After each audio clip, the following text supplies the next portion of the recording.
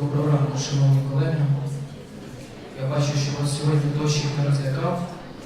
І моя доповідь в продовження доповіді доктора Ольги Лиги також носить клінічний характер. І вона називається «Хронічний кашель в різні періоди дитячого віку». Я не маю ніякого конфлікту інтересів з приводу теперішньої презентації. І хочу сказати, що УАП допомагає мені приїхати і виступити на цій конференції. А також всі фото і відеоматеріали, які використані в цій презентації, це є власні пацієнти, які дали дозвіл на публічну обробку інформації. Що таке хронічний кашель?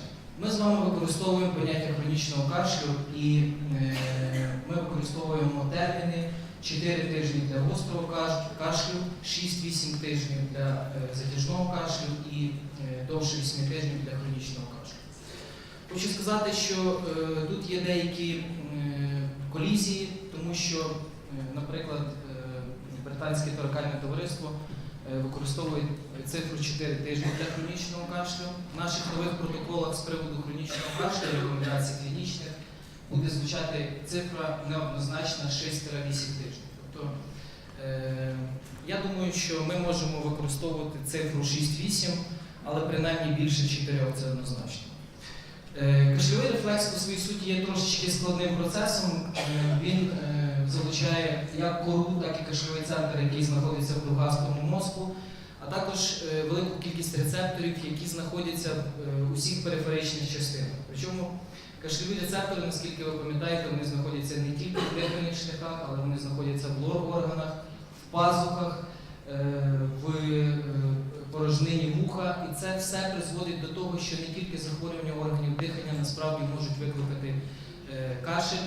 І, наприклад, пацієнти з алергічним ринітом чи пацієнти з хронічним подразненням носової порожнини, навіть без синдрому затикання слизу вони можуть мати хронічний кашель за рахунок подразнення рецепторів в пазухах. Перше, на що я хотів звернути вашу увагу, це те, що дуже велика різниця у визначенні ймовірної причини хронічного кашлю залежить від того, який вік дитини. Якщо ми звернемося до віку дитини і якщо ми звернемося до віку немовлят, то найбільш частими причинами, які викликають кашель, є різноманітні інфекції, хронічний кашель. На другому місці є бронхіальна астма і на третьому місці є різноманітні структуральні аномалії дихальних шляхів. Якщо ми говоримо за дітей дошкільного віку, то у дітей дошкільного віку перших дві патології так само займають інфекції бронхіальна астма. На третьому місці, як ви бачите, є сторонні тіла дихальних шляхів. Ну і якщо ми говоримо за пацієнтів шкільного віку, то астма і інфекції вони також займають перше і друге місце. Єдине, що вони змінюються місцями. Тобто астма все-таки є на першому місці, інфекції є на другому місці. А от на третьому місці у цих пацієнтів з'являються психогенні причини. Наступне, на що я хотів звернути вашу увагу, це на те, що дуже велике значення має правильно зібраний анамнез і скарги. Справа в тім, що, так як казала доктор Ольга Лига, що іноді можна поставити діагноз, навіть не бачачи пацієнта. Іноді можна з високою ймовірністю подумати про якийсь діагноз, навіть коли ми розмовляємо з батьками пацієнтів по телефону. Але все ж таки є певні рекомендації з приводу запитань, які потрібно задати для того, щоб визначити найбільш ймовірну причину. Ці запитання вони рекомендовані, в принципі, всіми гайдлайнами, які опікуються хронічним кашлем. І перша група запитань, які має лікар задати, звучить наступним чином. Що було на початку захворювання? Тобто пацієнти мають чітко уявляти, з чого розпочалася історія хронічного кашлю. Що стало з кашлем? Тобто, чи він став менше, чи він став більше, чи він залишився без змін на такому ж самому рівні, як і був. Кашель сухий чи продуктивний? Це також має дуже велике значення, тому що сухий чи продуктивний кашель, він обмежує коло захворювань, які, в принципі, можуть бути відповідальними за хронічний кашель. Далі, що є провокаторами кашлю, тому що це також може визначити і дати нам певні наводки. Чи є кашель під час сну, чи є симптоми, які є асоційовані з кашлем, наприклад, візінг. Далі, чи є специфічні симптоми, такі як жирний стул, чи є історія новонародженого у вигляді передчасного народження, що також може бути, наприклад, ознакою перенесеної бронхолегеневої дисплазії, формування хронічного захворювання легень, а також чи є схожі симптоми в колективі. Це запитання, воно досить доречне, якщо ви підозрюєте кашлюк.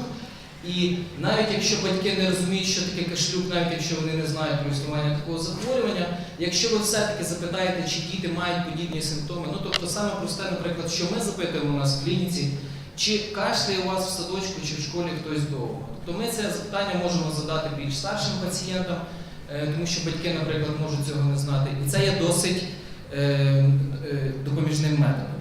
Ну і хронічний і продуктивний кашель. В чому різниця між цими видами кашлю і про що ми маємо перш за все подумати? Якщо ми говоримо за сухий кашель, ми повинні думати про бронхіальну астму, про розвиток гастроезофігального рефлюксу, про наявність кашлюку, про наявність психогенного кашлю, про наявність медикаментозного кашлю, якщо пацієнт отримує інгібітори ЕПФ. Ми можемо думати про синдром постназального затікання, і ми можемо думати про деякі вроджені вади бронхолегеневої системи, наприклад, трахеобронхомаляція, там, де не характерний продуктивний кашель. Ну і якщо ми говоримо за продуктивний, знову ж таки, ПНДС він може проявлятися продуктивним кашлем. Це може бути вроджені вади, такі як муковісцидоз, це може бути вроджена целярна дискінезія або первинна целярна дискінезія, імунодефіцит, може бути стороннє тіло, і може бути таке захворювання, яке називається затяжний бактеріальний бронхіт. Ну і знову ж таки, те, що ми робимо в клініці, свої обов'язково, і те, що ми радимо робити всім, обов'язково просіть на прийомі, якщо у вас є можливість, дитину покашляти, щоб ви могли побачити характер кашлю. З одного боку, або з іншого боку, враховуючи те, що сьогодні ми всі маємо телефони, батьки мають телефони, мають змогу зробити відеозйомку, просіть, якщо є якась ситуація незрозуміла, зробити відеозйомку і потім переглянути це відео, тому що, можливо, воно вам дасть дуже багато інформації. Ну і я хотів би зупинитися на деяких частних запитаннях, найбільш частих з нашої точки зору, але вони мають дуже велике значення в нашій клінічній практиці. Отже, перше – це синдром постназального затікання слизу. Насправді зараз він називається Upper Airway Cough Syndrome, тобто синдром кашлю, який пов'язаний з верхніми дихальними шляхами. Тут причини, які призводять до цієї проблеми, декілька. Може бути аденоїдит синусит, може бути алергічний ринит, можуть бути сторонні тіла носу. Щоб там не було, момент подразнення кашлю, кашльового рефлексу знаходиться в носоглотці, і зверніть увагу, що іноді діагноз синуситу не потрібно виставляти дитині, яка маленька, особливо діагноз фронтіту у пацієнтів, які знаходяться у дошкільному віці, тому що немає достатнього розвитку базу. Але симптоми цих захворювань настільки подібні, що іноді, мабуть, це захворювання воно і об'єднане в цей синдром, що, мабуть, не дуже суттєво, як це називається, мабуть, дуже суттєво, що з цим робити. На що потрібно звернути увагу пацієнтів, які мають синдром постназального затікання? Перш за все, що кашель у пацієнтів виникає під час вкладання в ліжко, або він виникає у першу годину після сну. Тобто, в більшості випадків батьки чи пацієнти скаржаться на те, що у них кашель, і цей кашель настільки докучливий, настільки сильний, що він в основному турбує їх вранці після сну, після прокидання. Далі ці пацієнти мають тривале утруднення носового дихання, що також є одним з таких типових критеріїв. Ну і при алергічному риніті має значення алергоанамнез, тому що ці пацієнти, які мають тривале утруднення носового дихання за рахунок алергічних симптомів, вони завжди мають відкритий рот, вони завжди мають якісь ще інші специфічні симптоми, і наявність слизу прозорого, мабуть, буде більше спонукати вас до наявності алергічного риніту, наявність слизу більш густого, можливо, в бік від алергічного риніту. Ну і є інші моменти, які асоційовані з тривалим порушенням носового дихання. Скажімо, якщо ми бачимо хлопчика, у якого є порушене носове дихання, який має емфізему, то, мабуть, ми не будемо думати, наприклад, там, за синусит чи ще щось, ми будемо думати за алергічну хворобу. Ну і обличчя пацієнта також, тому що сухість шкіри і наявність ліній Денії, вони досить сильно допомагають. Тобто Я думаю, що ті всі, хто працює з алергіками досить часто, ви їх бачите тоді, коли вони заходять до вас в кабінет. Що потрібно зробити для того, щоб підтвердити цей діагноз? Зробити, в принципі, потрібно не дуже багато. І перш за все потрібно зробити фізикальне обстеження, потрібно зробити риноскопію, потрібно зробити при необхідності рентгенографії придаткових пазух носа і, якщо ми маємо підозру на алергічне захворювання, провести алерготестування. Я хочу, щоб ви подивилися зараз типовий напад кашлю, який характерний для постназального затікання, і я думаю, що ви впізнаєте своїх пацієнтів.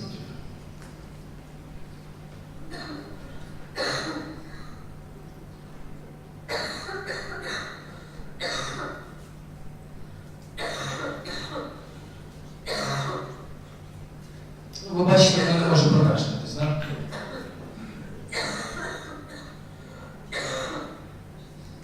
Окей. І пам'ятайте, що багато дітей першого року життя мають просто відкритий рот, що це не відноситься до симптомів синусіту і порушення носового дихання. Психогенний кашель на своїй меті має формування якогось патологічного вогнища збудження чи якогось патологічного кола, який все-таки закріплений на рівні кори головного мозку. І тут є свої особливості, на які потрібно звернути увагу. Перш за все, це діти, які повністю виглядають здоровими, вони не мають ніяких зовнішніх ознак хвороби. Хоча іноді це є таким дуже помилковим, тому що якщо ми говоримо за хронічний психогенний кашель, то цей кашель триває досить довго. Да? І, наприклад, якщо пацієнт хворіє, має хронічний кашель, скажімо, протягом року, да? Скоріше всього, що протягом року він буде хворіти. І якщо він протягом року буде хворіти, буде змінюватися клінічна картина захворювання, і скоріше всього, що пацієнти і їх батьки будуть скаржитись на погіршення, на покращення стану. Тут уже, мабуть, ваша задача буде виявити і дуже чітко розпитати, чи були якісь зміни. Характерний вік підлітковий або вік дітей раннього шкільного віку. Так? Немає провокуючих факторів, тобто немає бігу, немає прийому їжі, немає якихось, я маю на увазі, органічних факторів, які провокують кашель. Кашель триває досить довго, це факт, і кашель може носити досить різноманітний характер. І він описується в англомовній літературі абсолютно так само, як і ми його описуємо. Тобто може бути синдром прочищення горла, він так і називається в англомовній літературі, може бути кашель трахеїдний, так званий.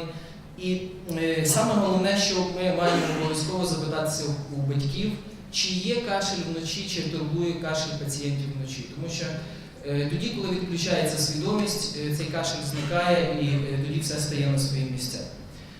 Чому є проблема з психогенним кашлем? Справа в тім, що цей діагноз абсолютно клінічний і більше того, це є діагноз виключення. Тобто ми не маємо встановлювати цей діагноз як перший діагноз. Але все ж таки, якщо ви зараз поглянете на цього хлопчика, який має психогенний кашель, то я думаю, що ви зможете зробити для себе деякі нюанси.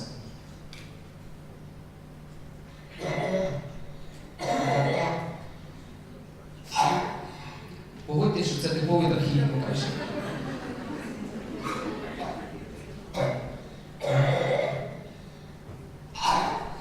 Тобто, дивіться, от він покашляв, і потім каже, все, я більше не можу. Я кажу, давай покашляй ще раз. І він так само знову кашляє абсолютно однаково. Причому цей кашель він посилюється тоді, коли пацієнт, наприклад, дивиться якийсь там фільм, чи ви знаєте, що зараз всі діти сидять в гаджетах, це реальне перевантаження психіки. Так от, оці всі речі, вони дуже чітко видні, і тоді, коли дитина засипає, цей страшний кашель кудись зникає. Куди він зникає? Та нікуди він не зникає, просто відключається свідомість, а цей кашель був свідомий. Ну і зверніть увагу на те, що у цих пацієнтів дуже багато різноманітних тіків, особливо тіків на обличчі, тобто мімічних якихось тіків.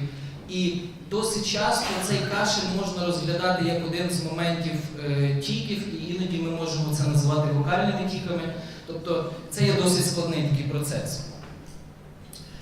З приводу кашлюка я хочу сказати лише декілька слів. Кашель при кашлюкові пов'язаний з подразненням на рівні кашльового центру, це ми чітко всі знаємо зараз. На що потрібно чітко звернути увагу, тобто ті симптоми, які ми обов'язково перевіряємо у нас в клініці. Чи є нападоподібний кашель, чи є кашель більше вночі, ніж у день, Чи є в кінці кашльового приступу блювання чи виділення слизу? Зазвичай це пацієнти, батьки пацієнтів кажуть, що викашлюють пацієнти прозору мокроту. Так? Це дуже типова така скарга. Чи є почервоніння обличчя, чи є сльозотеча. Тобто ці симптоми вони є досить характерними, специфічними для кашлюка, і враховуючи тривалість кашлю, ми можемо також зробити виділення культури, що майже, в принципі, мабуть, ніде не робиться, але, в принципі, це є такий один з методів досить ефективних в плані діагностики.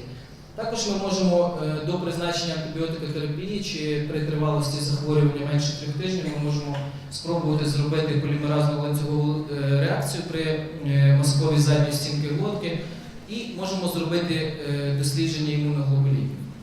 Я думаю, ви всі знаєте типовий кашлюковий кашель. Я хочу звернути на кашлюковий приступ у дітей першого року життя, особливо дитини перших 6 років. Подивіться.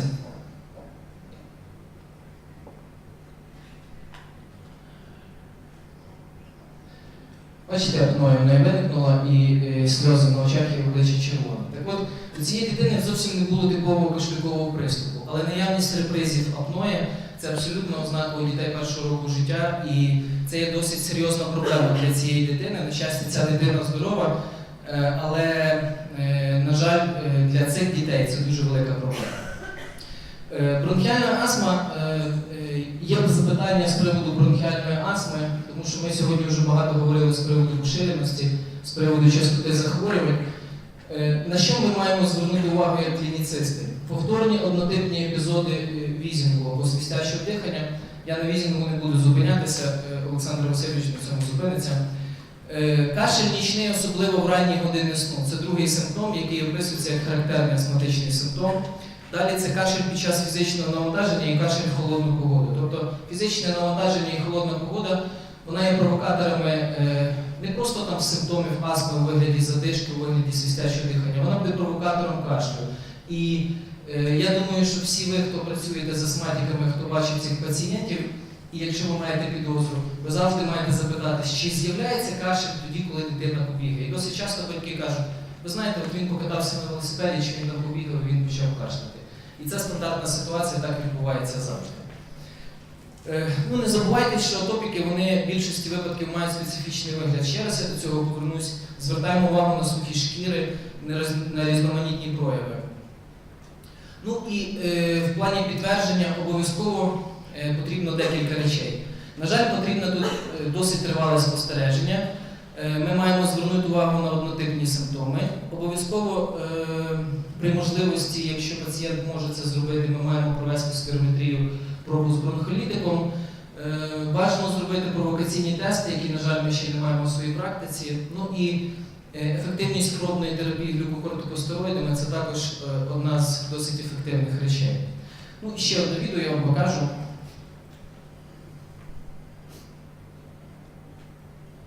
Що звук? Сам закінчився. Тут в чому ситуація? Дивіться, от дитина 6 років вперше поступає в стаціонар, госпіталізована. Вона поступає з лихоманкою 39. Я просто хочу, щоб давайте я ще раз просто покажу, якщо звука немає. Дивіться на яремну ямку. Бачите, так? Тобто у дитини задишка ДНК при поступленні, вона поступила з температурою з лихоманкою 39, була госпіталізована.